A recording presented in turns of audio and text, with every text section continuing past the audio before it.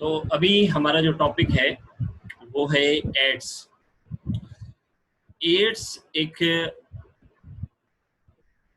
Short form है, एक जो है ना स्टेटमेंट का, अक्वायर्ड इम्यून डिफिशिएंसी सिंड्रोम। तो थोड़ा सा हम इस पर डिस्कस कर लेते हैं कि इस पूरे जो चार अल्फाज हैं इनकी मीनिंग क्या है और ये नाम इसका क्यों रखा गया है। सबसे पहले इसका नाम रखा गया है अक्वायर्ड, यानी ये ऐसा डिसऑर्डर है जो कोई जेनेटिकल डिसऑर्डर नहीं है, जो मोरूसी डिसऑर्डर नहीं है कि आपको जो है आपकी फैमिली में है तो आपको भी होगा, इसका ऐसा कोई मतलब नहीं है। अक्वायर्ड का मतलब ये है कि आप बर्थ के बाद जो है ये वायरस के बॉडी में आने की वजह से आपको हुआ है।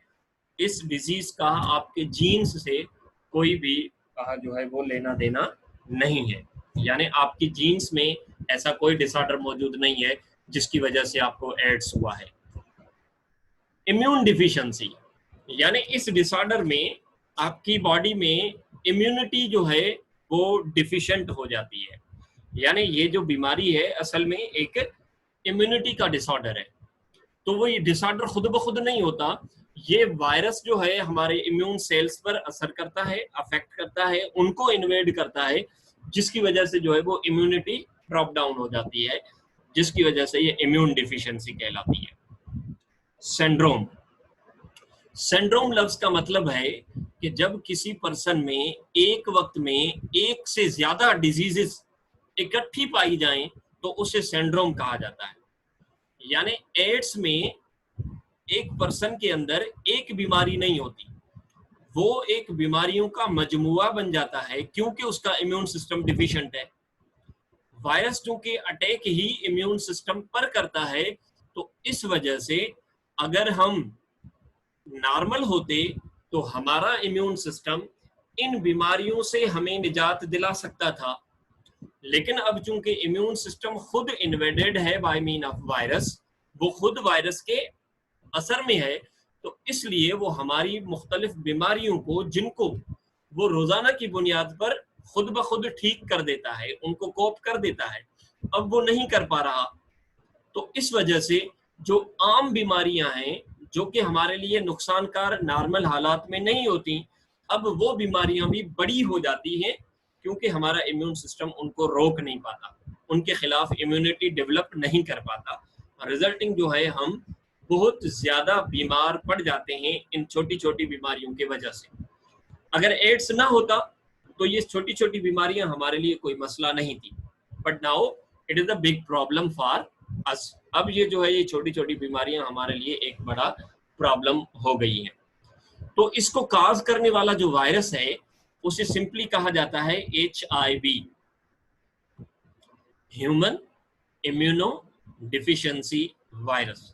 तो both of these points are your question. आपको आपसे पूछा जाता है एड्स का फुल फॉर्म क्या है, आपसे पूछा जाता है कि एड्स का कॉजेटिव एजेंट क्या है, तो वो HIV है, और HIV का फुल फॉर्म क्या है, ह्यूमन इम्यूनो डिफिशिएंसी वायरस। तो ये दोनों चीजें आपको मेमोराइज करनी है। ये जो वायरस है ये हमारे टी सेल्स, हमारे WBCs के एक टाइप है जिसे हम कहते हैं लिम्फोसाइट्स, और लिम्फोसाइट का एक टाइप है, WBCs के आपके टाइप्स हैं लिम्फोसाइट्स। फिर लिम्फोसाइट दो किस्म के हैं, टी लिम्फोसाइट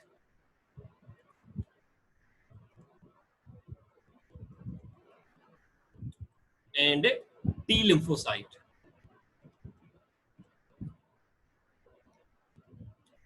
ठीक बेटा, तो टी लिम्फोसाइट के फिर टाइप्स हैं, टी लिम्फोसाइट के फिर टाइप्स हैं। उसमें एक सेल है जिसे हम कहते हैं टी हेल्पर सेल, दूसरा सेल है जिसे हम कहते हैं टी साइटोटॉक्सिक सेल,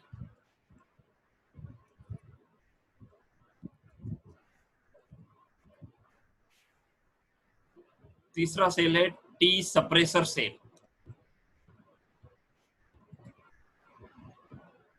ठीक, तो जो HIV वायरस है वो इन्वेड करता है टी हेल्पर सेल्स को, याद रखना है। किसको इन्वेड कर रहा है? टी हेल्पर सेल्स को। So it invades what? T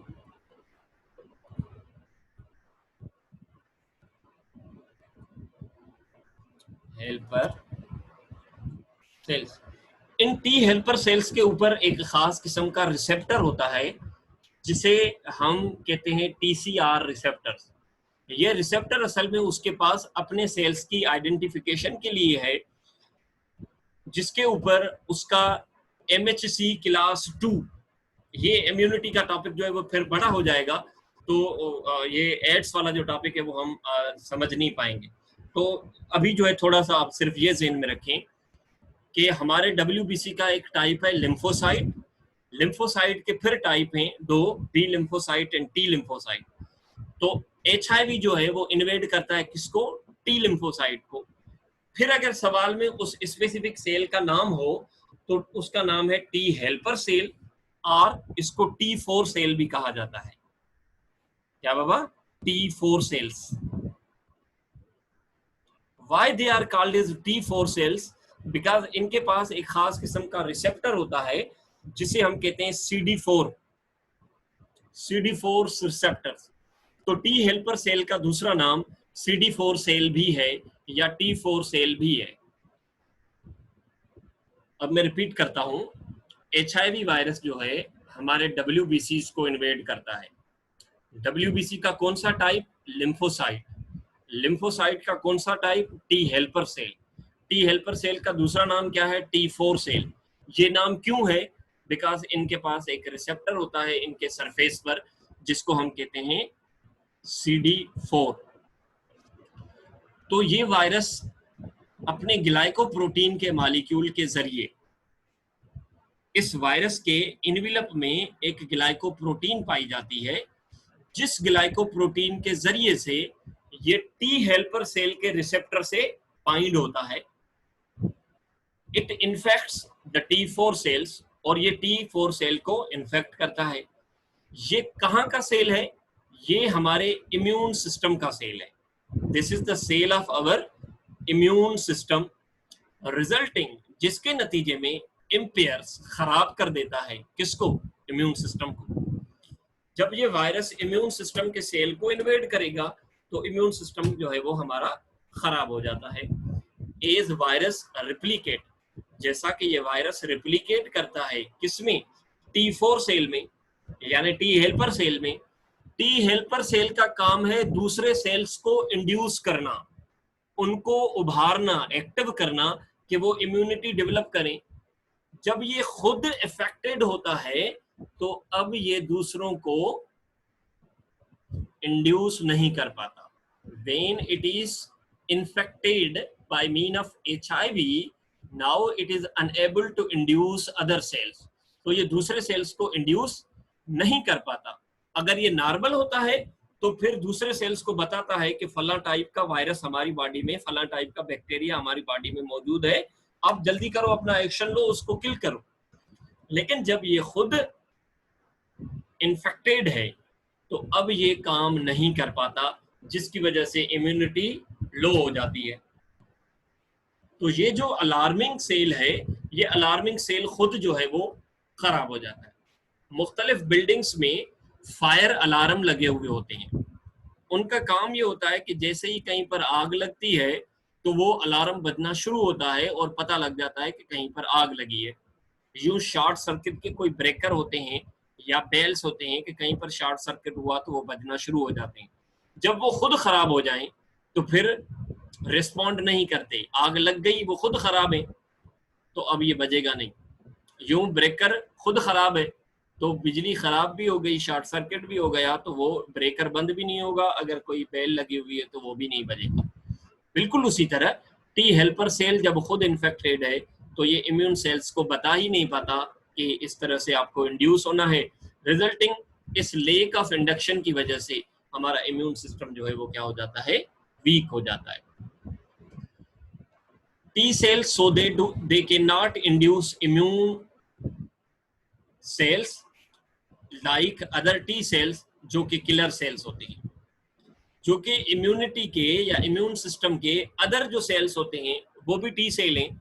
उसमें हमने एक सेल का टाइप लिखा था यहाँ पर, साइटोटॉक्सिक सेल। इस साइटोटॉक्सिक सेल को टी हेल्पर सेल इंड्यूस करता है और ये वायरस सेल्स को क्या करता है, किल करता है। लेकिन ये इंड्यूस नहीं कर पाता, तो इस तरह से जो है किलिंग नहीं होती इस वायरस की, और ये वायरस आराम से जो है सारे लिम्फोसाइट्स को इन्वेड करता रहता है और ये डे बाय डे जो है इन्फेक्शन हमारी बॉडी में बढ़ता जाता है। HIV infection does not necessarily result in AIDS, याद रखना है। वायरस बॉडी में आ भी गया, लेकिन वायरस के आने से एड्स नहीं होगा। जरूरी नहीं है कि वायरस आया और एड्स हो जाए। कभी कभार यूं होता है कि पर्सन की बॉडी में HIV वायरस मौजूद है, सो टेस्ट करवाएंगे आप, तो आपने तो वायरस का टेस्ट करवाया है ना, तो वायरस का अगर आपने टेस्ट करवाया तो वो पॉजिटिव आएगा कि हाँ भाई आपकी बॉडी में HIV है, लेकिन एड्स नहीं होगा, ठीक है ना। तो जरूरी नहीं है कि HIV बॉडी में है तो एड्स जो है वो हो, तो इसलिए ये स्टेटमेंट है, HIV infection does not necessarily result in AIDS. जरूरी नहीं है कि आपकी बॉडी में HIV आया है तो एड्स हो। एड्स HIV के बगैर नहीं होगा, वो HIV से ही होता है, लेकिन हर बार HIV जब जब आपकी बॉडी में मौजूद है तो हर वक्त जो है एड्स डेवलप नहीं होगा, क्योंकि ये वायरस आपकी बॉडी में समटाइम्स डॉर्मेंट भी रहता है, यानी मौजूद है, बस वो आपकी बॉडी को कोई नुकसान नहीं पहुंचा रहा, तो एड्स के सिम्टम डेवलप नहीं हुए, तो ऐसा भी होता है। So people positive with HIV, people HIV से तो पॉजिटिव होंगे but are still symptomless, लेकिन अभी तक वो बीमारी वाले सिम्टम नहीं रखते, तो ऐसे पर्सन को हम ये नहीं कहेंगे कि इनको एड्स है, लेकिन इनसे दूसरों को एड्स हो सकता है। अगर इनकी ब्लड आप दूसरों को देंगे तो वायरस उनको भी जाएगा, ये किसी दूसरे से सेक्सुअल कांटेक्ट रखेंगे तो उनको भी ये जाएगा, उसका रेजर ब्रश वगैरह कोई दूसरा इस्तेमाल करेगा तो उनको भी ये एड्स जो है वो जा सकता है। तो याद रखना है कि HIV जो वायरस है वो ब्लड और ब्लड बाउंड प्रोडक्ट से ट्रांसफर होता है, यानी एक पर्सन में HIV पॉजिटिव है तो उस पर्सन की ब्लड दूसरे पर्सन की ब्लड से कांटेक्ट में आई, उस पर्सन की बॉडी की फ्लूइड्स जो कि ब्लड की फ्लूइड्स हैं, ठीक है ना, जिसमें प्लाज्मा हो गई, लिम्फ हो गई और उसके अलावा सीमेन हो गई, ये अगर फ्लूइड्स जो है वो ट्रांसफर होती हैं दूसरे पर्सन की बॉडी में तो HIV हो सकता है, अदरवाइज नहीं होगा। इस वायरस की स्ट्रक्चर क्या है, थोड़ा सा इसको देख लेते हैं। तो बेटा याद रखना है, ये जो वायरस है वो RNA वायरस है। कौन सा RNA का टाइप है इसका, रेट्रोवायरस, याद रखना है। और इसके पास 2 स्ट्रेन्स होती हैं RNA की, और दोनों स्ट्रैंड एक दूसरे के कॉम्प्लीमेंट्री नहीं है, याद रखना है, ये सवाल है।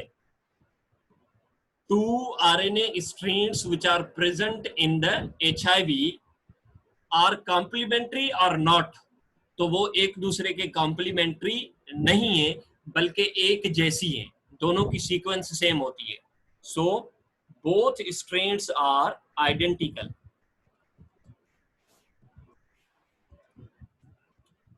इस वायरस के पास चूंकि ये रेट्रो वायरस है, तो जैसे ये हमारे होस्ट में आएगा यानी हमारे सेल में आएगा तो अंदर आकर ये RNA से DNA बनवाता है।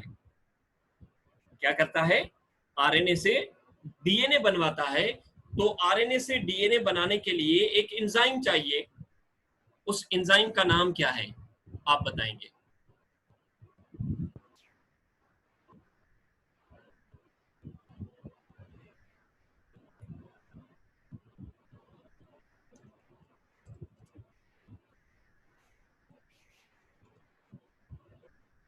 जी बाबा।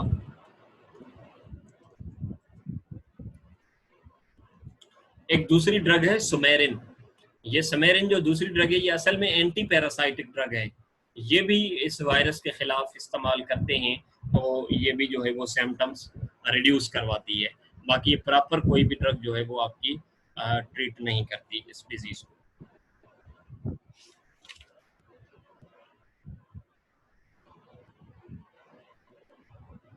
तो ये आपसे सवाल पूछा जा सकता है, भाई ये जो दो ड्रग्स हैं, याद रखना है, these two drugs are antiviral drugs, ये वाली दो।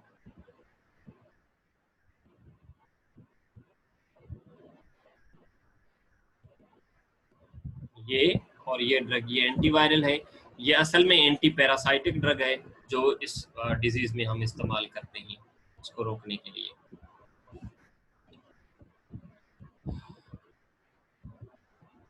ओके, एक टॉपिक हमारा इस चैप्टर में पीछे रहता है जो है नॉमेनक्लेचर। इसको भी हम जरा जो है डिस्कस कर लेते हैं अभी।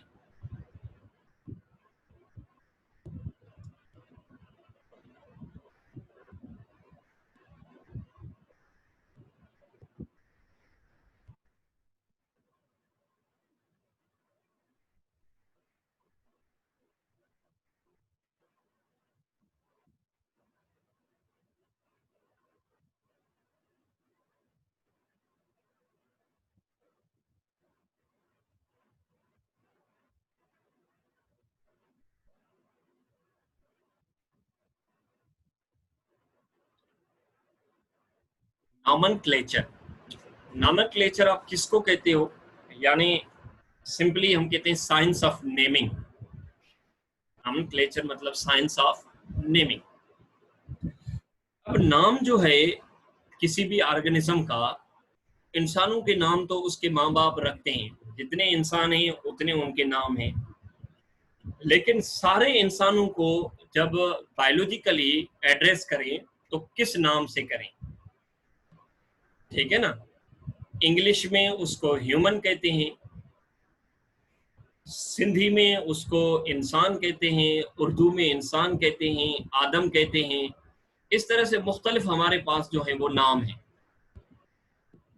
बिल्कुल उसी तरह एक जो है वो आपका डॉग है, डॉग, डॉग को इंग्लिश में डॉग कहते हैं, इंग्लिश और सिंधी में उसको कुत्ता कहते हो, और आप जो है उसको अरबी में कल्ब कहते हैं। तो जब भी कोई बंदा डॉग के बारे में रिसर्च करता है तो इंग्लिश पर्सन होगा तो वो लफ्ज लिख देगा डॉग। अब हम क्या समझेंगे व्हाट इज डॉग, ये तो हमने पढ़ा है। समटाइम्स यूं होता है कि एक ही चीज के, यानी एक नाम जो है वो दो रीजन्स में दो मुख्तलिफ चीजों पर होता है।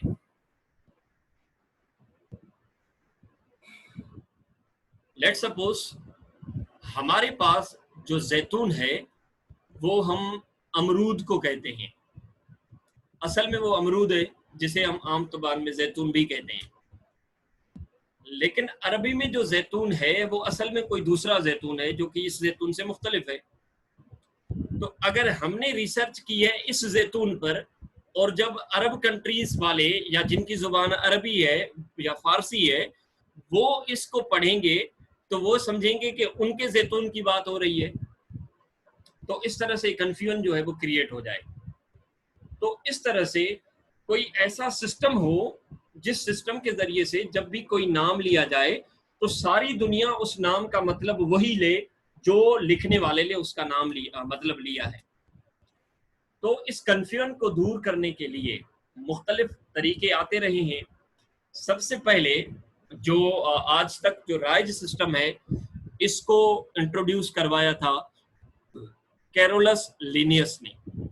इसने अपनी जो पब्लिकेशंस थी उसमें सबसे पहले कुछ प्लांट्स के जो नाम हैं वो अपनी तरफ से लिख के सजेस्ट किए थे कि भाई इन प्लांट्स के ये नाम होने चाहिए, और उनका उसने एक तरीका भी बताया था कि ये नाम मैंने किस तरह से रखे हैं। So it was proposed by Carolus Linnaeus to avoid the confusion of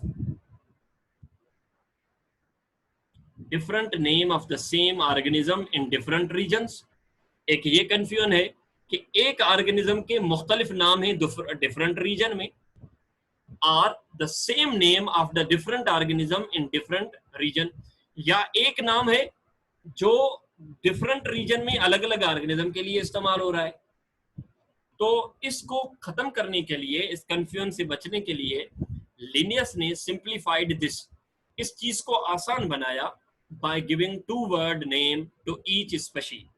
her species को 2 वर्ड वाला नाम दिया।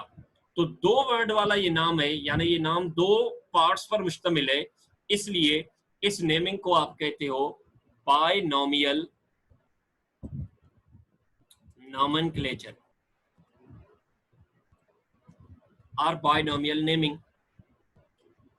पहला पार्ट जो है उस नाम का, वो उसकी स्पेशी का नाम होता है। ये मैंने उल्टे लिखे हैं यहाँ पर, एक मिनट।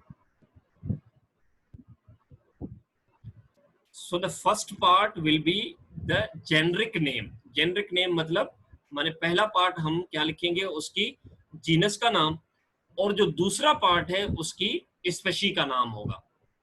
यानी नाम पढ़ेंगे तो उसकी जीनस का भी पता लग जाएगा और उसकी स्पेशी का भी पता लग जाएगा। या किसी ऑर्गेनिज्म का आपको जीनस और स्पेशी का पता हो तो आप खुद उसका नाम जो है वो बता सकते हैं। जैसे हमारी जो जीनस है उसका नाम है होमो, और हमारी जो स्पीशीज है उसका नाम है सेपियंस। तो इसलिए हम सब का साइंटिफिक नेम एक ही है, वो है homo sapiens. So scientifically we are homo sapiens, not we are बदर, निम्रा, हफ्सा, यासिर, हनीफ। हम ये साइंटिफिकली नहीं है, बायोलॉजिकली वी आर